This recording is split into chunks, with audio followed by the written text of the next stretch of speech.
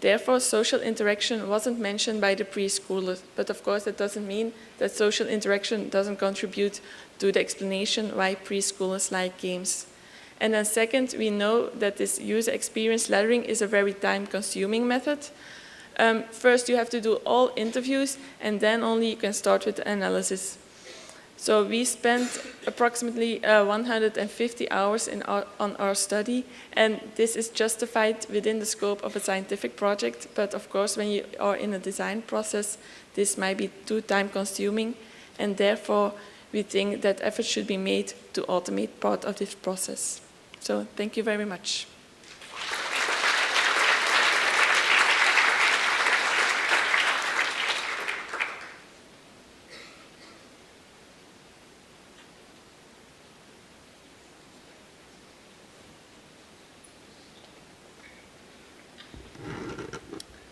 Okay, next one up is Letha Anthony, who's going to give a talk on examining the need for visual feedback during gesture interaction on mobile touchscreen devices for kids.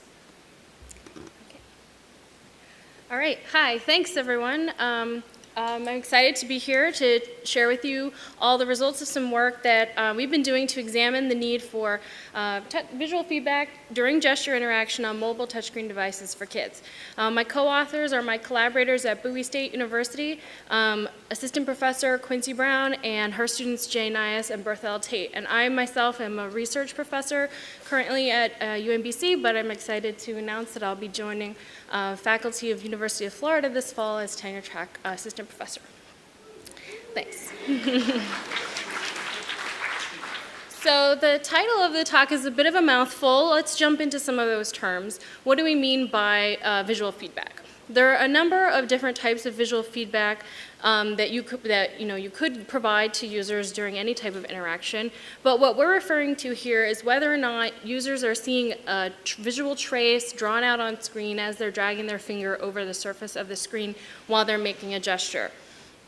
In some cases, we see apps are currently using visual feedback in this way, and others are not. So for example, one of the most common apps you all probably use on your smartphones or tablets is Maps. And in that case, you would be doing swiping, panning, pinch to zoom, and they're not showing a trace of the motions your fingers are making as you're doing them. But in other cases, especially we see apps for kids, like this handwriting practice app, as the child traces the path over the screen to make a gesture A, it's actually being shown for them.